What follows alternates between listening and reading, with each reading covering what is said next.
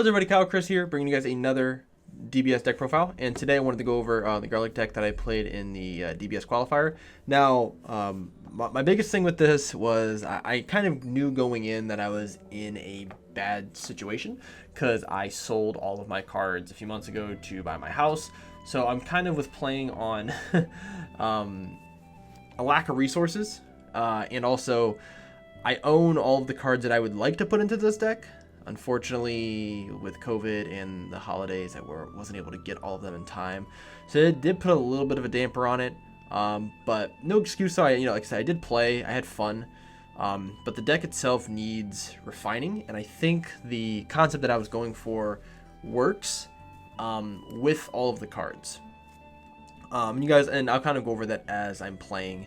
But make sure you guys like and subscribe. Let me know what you guys think of this of the deck itself. Hopefully you guys like it. Make sure you guys like and subscribe. Now, Garlic is just a draw when he attacks. He also has Overlord, which allows him to bottom deck any card that has Servant on your board. You can bottom deck it and draw a card. So that's kind of your main engine. And the problem right now with Garlic is that it's too easy for people to deal with the servants, and for you to get value with them, you need to swing, bottom deck them, and then use another card you have in the deck to bring it back out.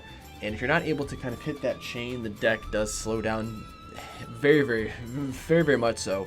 And any cards that kind of allow you to not draw or forces you not to be able to draw unless you're drawing with your leader, it's really bad. So he is an Awaken at 4, or if you have a 3-drop Unison in, which we don't play the 3-drop Unison in this variation of the deck. In the future, I may end up going to that. We'll definitely see. But on this side, same thing. You have Overlord, and then you can free play a Demon Clan 2 or less, which does come into effect in the deck, and it does help out a little bit. This is in its current form, this is a control deck. First and foremost, this is a control deck. This is an energy control deck. You can play a very spammy go wide strategy, which doesn't really work currently with how the format is. So this is probably the best version of it that you could play. And I say best version of it because the idea, the concept of the deck. So 2 Machio stars and 4 of the Elite 4 guy who grabs out the Machio stars. Machio star is your turn 1 play. We run a 6. Basically in this deck we run 6 Machio stars because these will basically can be pitched to grab this out of the deck, and then we use this to search top 5 to grab a Demon Clan card. Once we grab a Demon Clan, we can then every turn we can play or free play a 2-drop. There's really only one card you want to play out with that, but you can play out some other ones if you want, but really there's no reason to. You basically throw this on the board just so you have the ability to throw out that card, and then it just allows you to draw as well. So we run 6 of those. Next is going to be the for the Yamcha. This is the card that you want to play with your Machio effect. It comes in, skill's negated, and then you end the turn. It becomes a 20k blocker. This is your early piece that you use for being able to block. You block with it. It's 20k. Most of the time they're not going to swing over it early, and it just allows you to use the Overlord ability to bottom deck this, get a free draw, and you can also bring it back later. So I'll just show you all the Demon Clans that we run here, because that is kind of the important part of this deck. So currently we run a 4-3-1 split. One of the big problems with this deck is that I own 4 of these cards. Well, technically I own 3. This one I was borrowing from a teammate. But this card you need at 4. It is a must at 4. When you don't see it, it's really bad. This is an amazing card. Whenever you play this card out, you can play it off of your leader, your auto ability, and you can it just taps a Unison or it taps a battle card. Unless they counterplay it, it's gonna hit, and then you can go on and just start, comboing energy off of their board, and it does work out really well. The problem is, like I said, I don't have the ability to play them because COVID and the holidays, and I just haven't gotten them. So, unfortunately, my split would be a 3-3-4 or a 3-4-4. It just kind of depends on how you like to play. He said this is your blocker, this is your tapping mechanism, and this is your draw card. So you play this card for 2, or you play it off of your Makio Star and then use it next turn. But when you play this card, you can draw a card. You can't draw cards consistently in one turn. So if you have a way to play this card back out, which we do in the deck, you don't get to draw off it. So just once per turn you get to draw off it. But if you overlord it, you're drawing 2, so it's a 2-mana draw 2. That's also a 20k body. It is a very strong card, but missing this card really, really hurts. And there's even some situations where I would run 4 of all of these.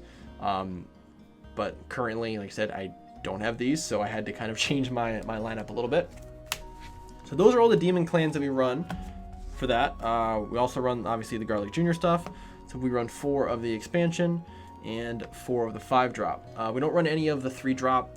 The one that came in the in the set, it's too big for 3 energy. This is a 1 if you activate Overlord, or if one of your demon clans is removed from the field. You can pay 1 and play this card out. It has indestructible as well, and then you can just evolve on top of this for 2. So you can go into this on turn 2, which makes the deck more reasonable. This is a 30k crit, which I do wish this card was not unique. It would make this deck just a million times better, because once you play one of these, most of the time your opponent's not gonna be able to remove this card, so it just sits there, and then you just charge the other 3 or combo them away, and it kind of feels really bad.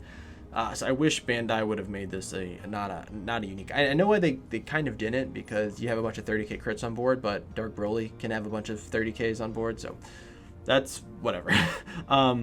But this card here also has Overlord, so you can also bottom deck your demon clans with this, and it has an ability, Activate Main, where you can look at the bottom card of your deck and play out a demon clan. So let's say you have the Master Roshi on board.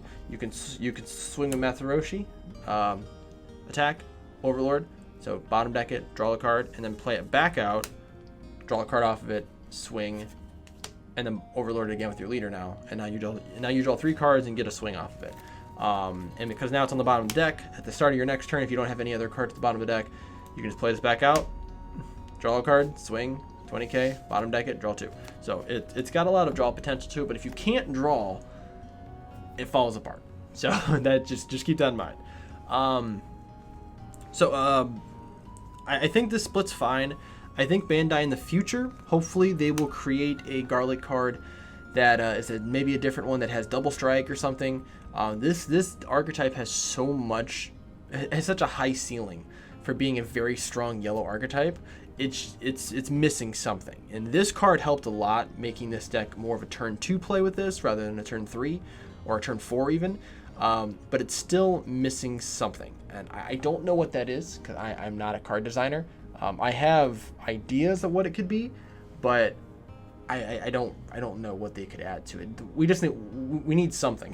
The deck needs something for it to kind of take that next step, because right now it's like a tier 3 deck, honestly. So like I said, hopefully we can find something to use, but currently this is what I'm running, is a 4-4 split with those. For Unisons, we run 2 of the Gogeta. Put them here. 2 of the Gogeta Unison and 3 of the Monkey Cabra. That's it for the main board. This card here is, I took out the Baby Unison to play this, and I think it works a little bit better, because you play it turn 2. If you tap out, your leader gains 5k during your opponent's turn. It also allows you to cycle, so you can +1, pitch 2, draw 2. It's, it's good. I never found myself really able to play it in the games that I played today, unfortunately. It just felt too slow. Maki Cabra, though, felt great when I got to play it. I did take a few cards with this, being able to play it for 4, -4, take a card. If you have a bigger board set up with blockers, you can keep it on board and just keep plussing 1, drawing a card, keeping a card locked in place, and then later on then you can -4. But it's weird. It's a very, very weird, very, very weird card. I think it could, like I said, I think this deck, like I said, has the ability to be really, really good. I think I need to find a better spot for a secondary Unison that's not the Baby Unison. I have one in the side deck, and I'll show you guys. Maybe in the future I'll run that one a little bit more. 2 Basil. This card is really, really good. It's a +1 and becomes a 19k dual attack if your opponent has 5 or more cards in rest mode. It's just a good pressure piece. Allows you to really just knock down a bunch of cards, knock down Unisons. And it's a 1-drop, so your opponent kind of has to deal with it, because if not, you just generate too much value off of it. 3 of the Vegeta counterplays. 3's fine, 4 could be fine too. I just needed 3 because deck was already getting close to 60 cards as it was. 2 Release from Evil. I ran 2 because I figured I would run into a Gohan, and I never played Gohan. I just kept playing against Dark Broly, which it didn't really do anything against Dark Broly, unfortunately. So it's still a really good card, though. You can basically blank one of your opponent's cards, whether it's a leader, unison, or a battle card for the turn, and for next turn as well. So it does have a really, really strong effect. So this is not me saying it's a bad card, but against Dark Broly, it just doesn't do anything. Forza Monster super combos, and the Bergamo engine as well. This is the engine that the deck is supposed to run off of, at least the concept that I was doing, which was being able to Zamasu combo something down, or being able to Chi-Chi something down. You also can use the Vegeta as well to tap something. And then once you tap something, then you can tap 2 to play out Bergamo and tap some more energy to stop your opponent from being able to play things. It felt okay. I never saw my Zamasu super combos, unfortunately. Out of all the games that I played, I think I saw 2 combos in every game, like total throughout the tournament. So it was just really, really bad drawing. It also could just be that I wasn't cycling correctly. But this is, I think, the best you can run here. You can probably take one of these out, truthfully, if you would like. But the way that, like I said, the way that I was running it, I was trying to just maximize as much energy tapping, since I didn't really have... This deck does lack a game ender, which is the biggest issue, is that this deck just doesn't have a way to end games. So I was trying my best to be able to remove as much energy and threats as possible, so I could go in later and try to pick up the scraps afterwards. So yeah, that's why we ran with those. We run 2 of the Bardock Father Son from Draftbox-Ku. This is a free play on turn 3 when your opponent has 3 or more energy. You can activate main, play this, tap a card, and if you tap a card, you get to play it out for free, which gives you a free way to trigger your Bergamo. 15k body. Other than that, again, like I said, the deck is made basically built around trying to just tap as much energy as possible. So this was kind of the idea with these. I think 2's fine. I don't think you need any more, unless you're running like Bardock Will of Iron, which in this deck you wouldn't run. 2's fine. 2 Poutines. It's a free play card. If you tap a card, it comes down. It's a barrier. This is a good tempo piece, especially if your opponent's playing a lot of cards and they can't get through barrier. When they play a card, you can choose it and put it in rest mode. It doesn't counterplay cards, so if it has deflect, it's still going to come in and have its effects, but you can still tap it. So you're playing against Go Tanks. That was kind of the main reason why I was running it. It is a good card because you can only play one of them, which it's good. If you played more than that, it'd be broken. But yeah, I thought it was fine. I think this is good. I think it was fine enough for the 2. 2 Apes. I think this is probably one of the worst cards in the deck because it is 2 energy, and I found that to be a problem. I didn't really want to tap 2 energy for this. I felt much better tapping Bergamo for this because I can tap energy, I can tap cards with barrier. This I can only tap a battle card and then draw a card. It's still an amazing card. I may just side deck it if I'm going to play Garlic again. For extra cards, I ran 1 Nimbus. And this is part of one of the reasons why I wish I had more Chi-Chis. Because if I did, I would run Energy Field instead. I would run multiple of this card. So this card says it's basically at, 4 life? I mean, if you have 4 more Demon Clans, right? Yeah, if you have 4 more Demon Clans, you can play this card, and your opponent can only attack one more for the entire turn. And if you have 4 cards in hand, if you have 4 Demon Clans, you can actually activate this card without paying its cost. So, and your leader counts as a Demon Clan. I didn't know that until actually during my match. Shout out to Leonard. He was my round 2 opponent, also a friend of mine from high school. That it was just funny that match up with each other. But he told me that he's like, yeah, your leader actually counts as a demon clan. So if you have if you have your 5-drop on board and then 2 servants, you have your 5. I mean, you have your 4. So I didn't know that. Part of my fault, I guess. But yeah, this is why we do this. So this here is a better Nimbus, honestly, in this deck. Especially if you have 4 cards on board, you just basically play this card out for free, and then you don't have to pitch a card like you do with Nimbus, and then they can only attack once more. That's with anything Unison battle cards or leader cards. This stops your opponent from attacking with more than 1 battle card, but leader cards and Unisons are not affected, so that's why it's a better version of Nimbus. So I would definitely be running more. I would definitely be running in Energy Field if I had a little bit more, but I said that's kind of how the game goes.